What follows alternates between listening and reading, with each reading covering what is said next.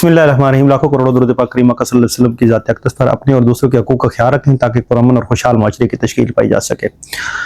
आज गुफ्तगू करने का मकसद सिर्फ इतना था कि पाकिस्तान में ये जो सिलसिला चल रहा है ना कि हम जीतेंगे या तुम जीतोगे, कौन आगे आएगा कौन पीछे जाएगा।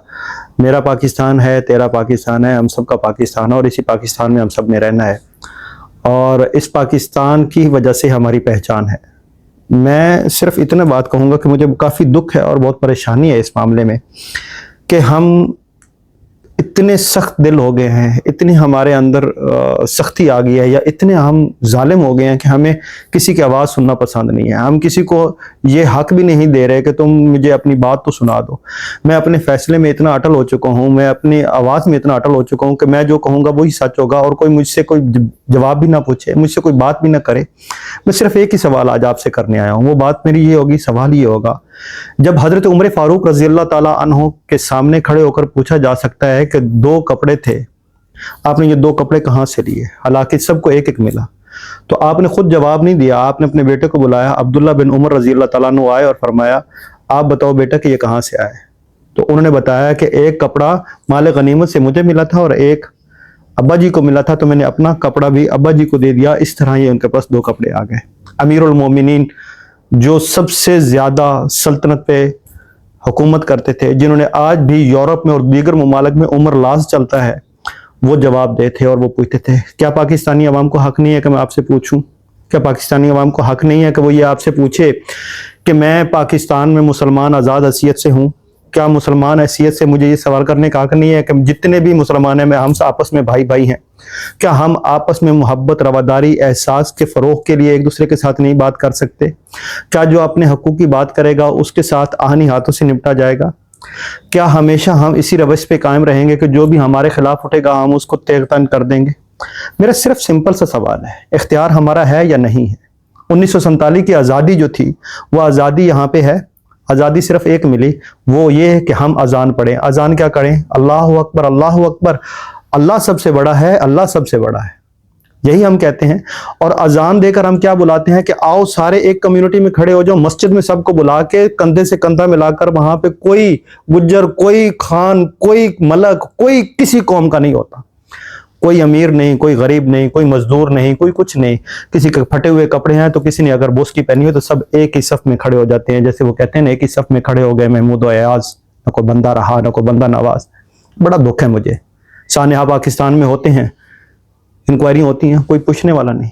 इतने बड़े साने आप कर जाते हैं। रियासत माँ होती है, बच्चे बिगड़ जाते हैं, लड़ते हैं, गुस्सा करते हैं, दीवारें फलांगते हैं, तो क्या उनको घर से निकाल दिया जाता है? क्या उनको मार दिया जाता है? क्या उनको आग कर दिया जाता है? मैं सिर्फ इतना कहूँगा, एक रियासत को, अपनी माँ को, सानिया मॉडल टाउन हो, सानिया मुरीद के हो, सानिया साहिवाल हो, सानिया कारसाज हो, जितने भी सानिया हैं, क्या वो रियासत के सपूत नहीं थे?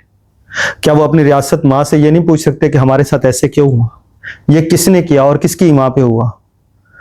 क्या ये हक है आप सबको हासिल है कि सिर्फ एक बंदा जो आएगा वो मरेगा और हम उससे पूछेंगे नहीं? हम यही कहेंगे कि मेरी इक़्तिदार को जो है वो तूल मिलता रहे और मुझसे कोई पूछने वाला ना हो। जो बात करेगा उसकी ज़बान काट दी जाएगी, जो सर उठेगा उसका सर कलम कर दिया जाएगा।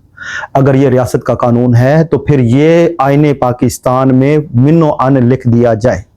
पीका एक्ट बना दिया गया, ज़बान नहीं खोलना, कहाँ जाए? हम उस वक्त पैदा हुए थे जब पीका एक्ट नहीं था। हम उस वक्त पैदा हुए थे जब इक़्तिदार की हवस नहीं थी। हम उस वक्त पैदा हुए थे जब बात करना और दूसरे को अपनी बात सुनाना जुर्म नहीं था। हम उस वक्त पैदा हुए थे जब अपने हक के लिए दूसरे से हक मांगना जुर्म नहीं था। तो हमारा कसूर ये है कि हम वो फितरत नहीं छोड़ सकते। हमने अपनी रियासत से, हमने अपने बड़ों से यही कहना है कि हमें बताएं जीने का सलीका कौन सा है। अगर आप कहें ज़बानबंदी में काम करना है तो फिर एक प्रॉपर कानून बना के दे दें। हमारे भाई हैं पुलिस में, हमारे भाई हैं फौज में, हमारे भाई हैं रेंजर में, हमारे भाई हैं फोर्सेस में। उन भाइयों को, ये अवाम से ही निकले हुए ना। हमने उन सबको, क्या कोई मलेशिया से आया है, कोई युगांडा से आया है, कोई यूरोप से आया है ताकि उनको हमने भर्ती किया हुआ है? जैसे ब्रिटिश गवर्नमेंट हमारे ऊपर यहाँ पे मुसल्लत थी, ईस्ट इंडिया कंपनी के नाम से आई थी और वो यहाँ पे आके मुसल्लत हो गई। तो वो जब जुल्म करते थे तो तकलीफ नहीं होती थी क्योंकि गोरे कर रहे थे। अब जुल्म ये किया आप लोगों ने हम सब के साथ कि आपने हमारे भाइयों को हमारे साथ भर्ती करके हमें मरवा रहे हो, खून को खून के साथ लड़ा रहे हो। हाथ जोड़ के कहता हूं, खुदा के लिए ऐसा ना करो। रियासत माँ है और ये अवाम उसके बच्चे। आपने अपना निज़ाम रस्म और रवाज अगर बनाना है ना, तो वो बच्चों को बताओ, रियासत बताए कि ये कानून होगा, इस घर में रहने के लिए इस तरह रहा जाएगा, मारो मत। छोटे छोटे बच्चे हैं, बाहर से आते हैं, मोहब्बत करते हैं।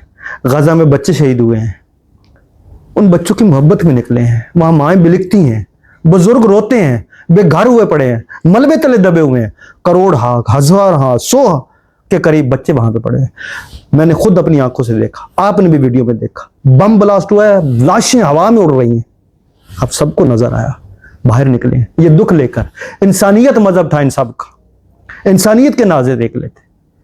इस तरह नहीं करना चाहिए था। मेरी यही गुजारिश होगी कि खुदारा साने हाथ से अपने आप को बचाएं, मोहब्बत से आए, रियासत माँ बने और सबको साथ लेके चले।